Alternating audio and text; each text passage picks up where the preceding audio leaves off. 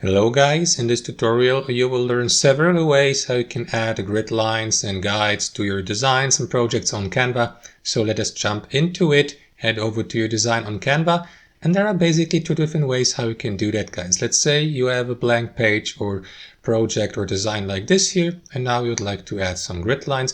The first option would be to add some custom grid lines.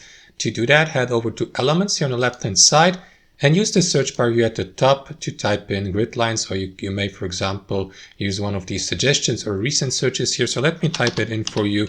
Again, grid lines, just like that. And from that menu below, simply select your preferred grid lining from the graphics menu. You may also go a bit more in depth and see the entire availability here by clicking on See All.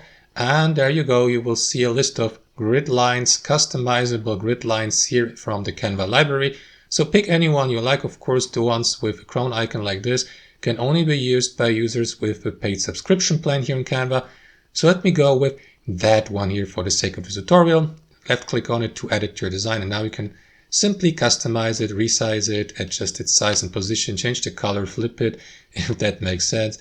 Change the color, make it transparent, for example, just like that, so that it somehow blends into the background.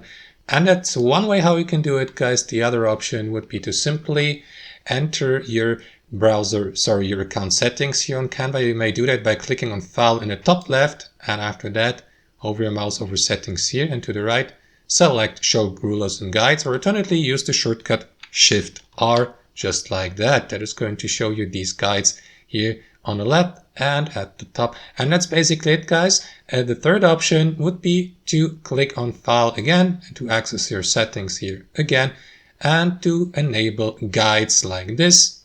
There you go.